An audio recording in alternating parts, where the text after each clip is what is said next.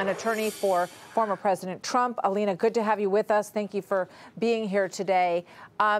Tell me a little bit about where you are in this process, because in terms of the appeals happening or the appeals court deciding, the appellate division deciding that perhaps they're going to make some modifications to this judgment. Right. Well, our argument in front of the appellate division is that forcing him to sell prized properties such as Trump Tower, iconic properties like 40 Wall Street, to pursue his appeal is manifest injustice, and it deprives him of that due process that we are all entitled to. So imagine you can't reverse selling off Trump Tower on a fire sale at a discounted price. We can't fix that if we win on an appeal. So it's complete injustice. And only a handful of sureties, as we stated, are approved by the United States Department of Treasury to even underwrite bonds of this size. So of those, even those very limited handful amounts, they're limited to policies with even single bonds up to maybe 100 million. None of them accept hard assets. They require cash or cash equivalents, such as marketable securities. The ask of Judge Engoron is completely ridiculous. He knew that, or if he didn't know that, then he should have educated himself on it. But it is intentionally to interfere in the election, to hurt President Trump, to try and ruin his company and ruin a person and a family whose private company, not public company, has made the skyline of New York changed forever and made so many jobs, created jobs, taxes to New York. It's a disgrace, Martha. So we're waiting on those reasons that we've stated in our appeal and many more. But that's just a summary of what we're waiting on the appellate division to do. Alina, do you have any sense of whether or not the appellate division is sympathetic to this argument and what their time frame might be to respond to it? Because 5 days is not that much time. No, it's not that much time, and we pressed the fact that this is urgent. And I will say the appellate division has been great in looking at these things in a timely manner. There were days where we've taken things to the appellate division and waited to be heard, and they heard us. They definitely, we can tell, have listened to our arguments fairly.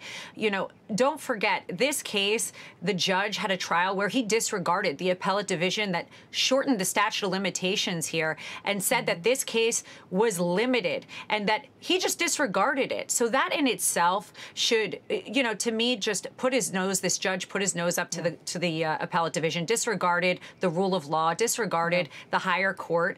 And in that alone, you know, they should take that into account, let alone the other injustices that we saw for those 11 weeks in trial. Alina, I want to play something for you quickly from The View and get a quick thought from you on this, and then I'm going to swing over to Jonathan Turley. So let's play what how excited the hosts at The View are about all of this. Watch.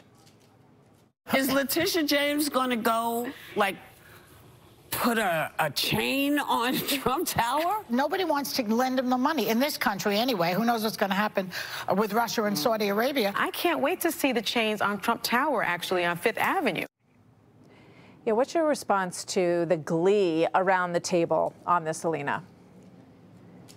They're poster women for Trump derangement syndrome, and they should seek help. That's my thoughts on that. I mean, it's pathetic. Why would you want the country to be in demise? People that think like this, the hatred, I hope they go to church and pray on that, or whoever they pray to, because I don't hold hatred like that towards anybody, frankly. And I think that people to say disgusting things like that on national television and not care about the people that work there, not care about the jobs that they create is a really sad state of affairs. Is there any effort on the part of your team to secure this money through another country, Saudi Arabia or Russia, as Joy Behar seems to think?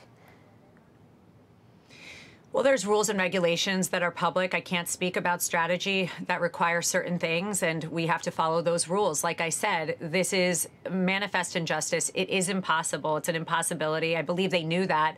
I think that's why mid-trial, frankly, they changed their ask from $250 million to the ridiculous amount of money that they've asked for. I think everything is done intentionally. I do not doubt that the witch hunt, that the election interference goal is what was ringing steady and loudly and true throughout all these trials, frankly. And we're seeing it. It's the demise of our country, not the demise of Trump. So we'll handle it as we always have and keep our heads up and keep working hard. Okay, keep us posted on the effort. We look forward to speaking with you again. Thank you very much, Alina Habba. Hey, Sean Hannity here. Hey, click here to subscribe to Fox News YouTube page and catch our hottest interviews and most compelling analysis. You will not get it anywhere else.